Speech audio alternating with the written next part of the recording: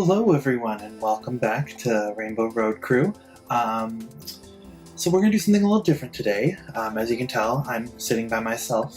Normally there's two of us or more here doing a challenge or something, but we wanted to do a few new things to keep you guys entertained and bring hopefully some new fans to the channel so that we can do more stuff and just keep on growing. So, with that being said, today is going to be the start of me doing some repaints of some figures. Oh, not so much figures, it's hard to explain, but what we're going to be doing is taking pieces that we find from Goodwill or Salvation Army or some place, rummage sale, something, and then either repainting them so they're a better version of what they already were, or repainting them to look like something else. And today, got something dealing with Aladdin. Some little Aladdin tea going on here for us. And so this will be the first one that we're doing. It's going to be this horribly painted green and black cobra that is sitting on some brown rocks. So this little guy right here, I was trying to figure out, do I want to do something with like Cobra Commander from G.I. Joe? But that's kind of older and to me too simple to do. So instead today we're going to be refinishing and bringing this back to looking amazing, but what we're going to have it be, we're going to make it into Jafar from Aladdin. So he'll go from green and black and all of this to black and burnt sienna and orange and yellow and tan, and just he's going to look good. He's going to look good when it's all said and done, or at least I hope. But so yeah, so now we're going to switch from there to, we'll have a camera angle looking down at everything I'm doing, and see you guys soon. We'll show you the results at the end as well. All right, bye.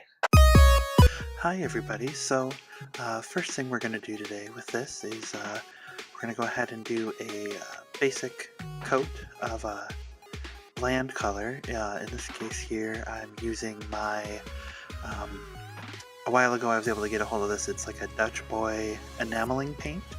It was from the Oops We Messed Up department at our local hardware store. So I was able to get a gallon of this premixed. It's, if you see it without the lighting, it's not exactly white, so it's kind of like a light bluish white, but it works perfectly for what I do with it. But I use that to give myself a flat surface because obviously the gloss that was on there is a little hard to get regular paint to stick onto. So we're going to lay down this base coat here and just go on from there.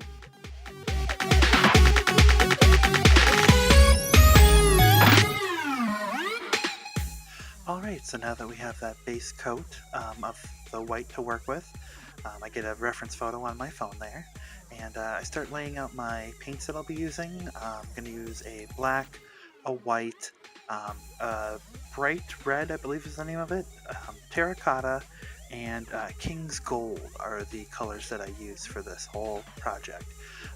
So the first thing I'm putting down here is a layer of terracotta. You're going to see me do quite a few layers of this, and in a moment here I'll be grabbing a heat gun that I will be using to dry the layers quicker, so this project can go by faster. This paint does dry fairly quick, but you know, trying to get this project done a little faster than normal. But I recommend doing about 3 layers between each coating, between each color. So like, I'll do 3 layers here of the terracotta. You'll see here in a second that I'm going to be, I just use that heat gun there, get that drier. You kind of want it to be drier between the layers. So yeah, here we're going to do some terracotta.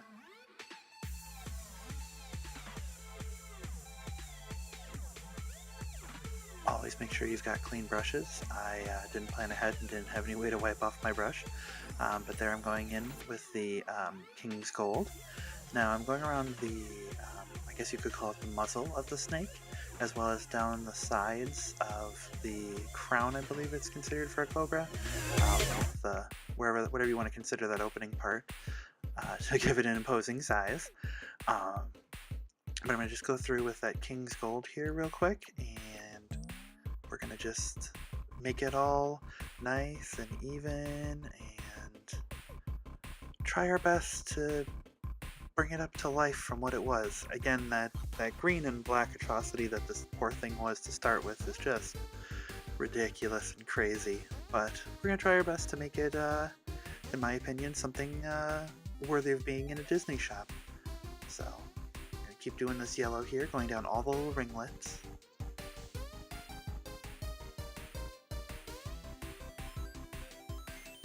Again, that heat gun that I've got, that is the embossing gun that you can get from Michael's and Joann's. It's very, very helpful. I want to say it was maybe $20, and I do believe it is coupon eligible. So all of my thrifty crafting friends out there, it's a good investment for you for just a little bit of extra money. Now again, as I'm going along here, obviously this is a bit more sped up. So this whole painting process took roughly 3 hours between dry times and recording and all of that.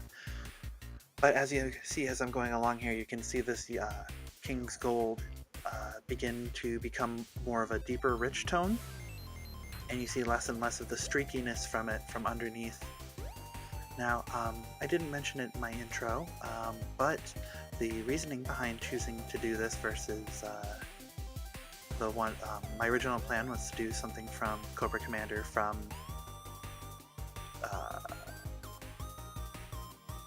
G.I. Joe, and my reasoning behind that was with that new movie coming out, it would be a great time to start throwing some old school Disney references out there.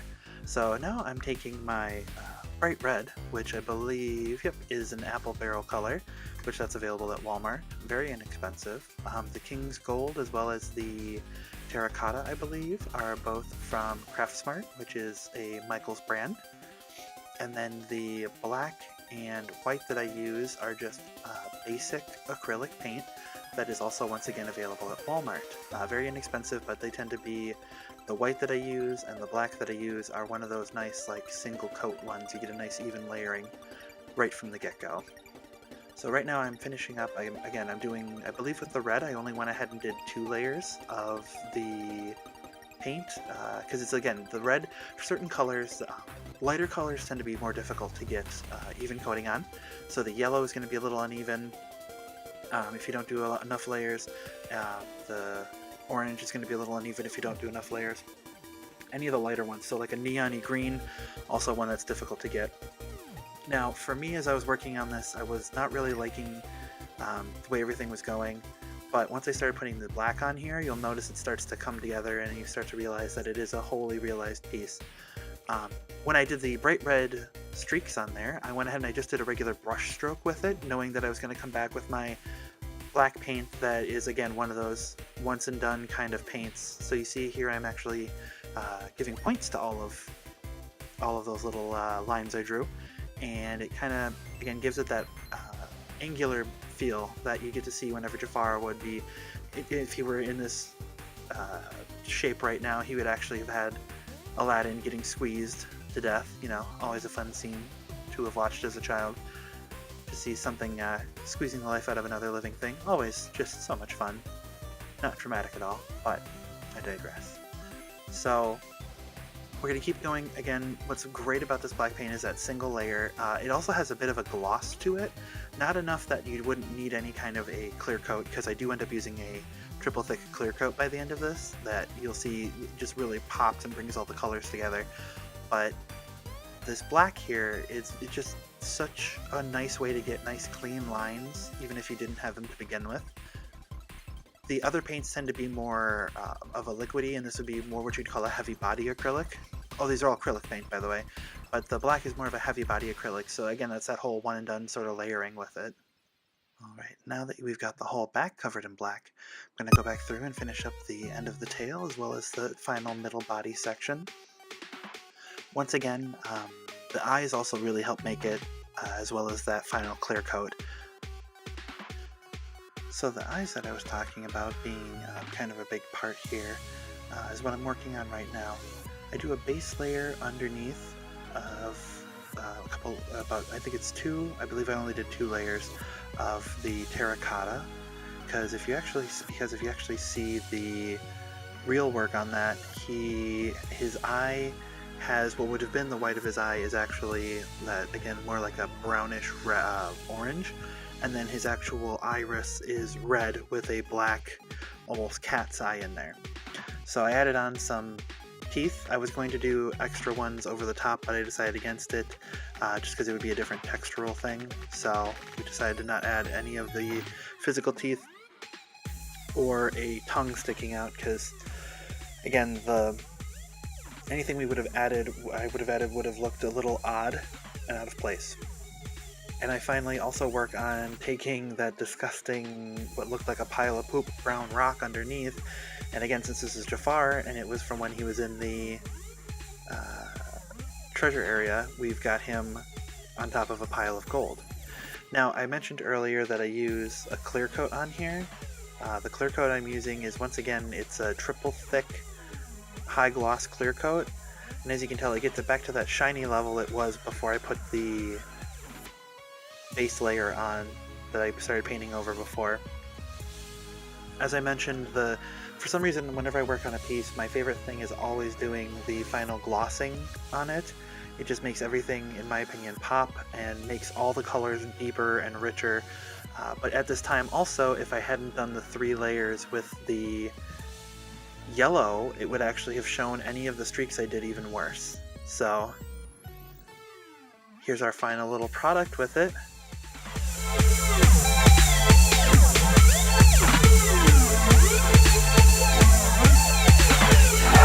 So that was a fun little journey. If you hear any noises in the background, I apologize. Biscuit is currently playing Saitaro, something. New thing from Dark Souls. But anyway, we are all done with this little guy. It's not quite as menacing as I had hoped, but definitely is colored properly and everything looks good that way. But yeah, so I think this is a pretty good representation of what we were going for. He is missing a tongue. The only reason I didn't do that for him was I feel anything I would have done would have been too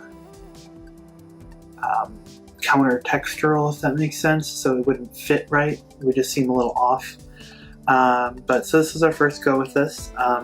Got quite a few other things. What are the other ones I've got in mind right now? So this little guy went on a journey. Forgot to mention this before. This was a plaster of Paris piece from, I believe it was, there's a place in Chicago that's kind of like a paint-a-pot sort of thing for kids' birthday parties. So I got this guy from Salvation Army because someone had turned in a bunch of their kids or maybe their old statues that they didn't want to deal with anymore. So I got this guy for like $1. It was Salvation Army, so it was weird, like $1.82. So I got him. I've also got a horribly painted dragon and a weirdly muscly griffin guy. So those 3 I got, I think, for a total of $10. I'll be working on those as well. I have plans to do some really cool stuff like turning the dragon into Maleficent and all that kind of stuff. Sorry, I've got all of my collection of things off to the side. A couple other ones. If you guys want to just let me know in the comments below which one you want to see next. I can do any or all of these. I've got 2 different owls that I've got. A bigger one and a smaller one. One I was going to turn into Decidueye, and one I was going to turn into Noctowl from both from Pokemon. I've got a weird little like overly happy scarecrow guy that's also a plaster of Paris piece. But I wanted to make him kind of more creepy, like maybe death metal-ish, or like he's a scarecrow, so maybe make him look more like the Scarecrow from Batman. I don't know for sure yet. And then I've got this really cool jet black wolf on a rock. It's a wolf head. We're going to make that into Biscuit. So whichever one you guys would like to see next, that's the next one I can work on. I don't know when the next video of that will be coming out, but if you guys like this, let us know. Leave a comment below, like, comment, subscribe, all that fun stuff. But as Axel likes to say, we'll see you guys at the next pit stop, or in my case here, the next craft stop. Bye!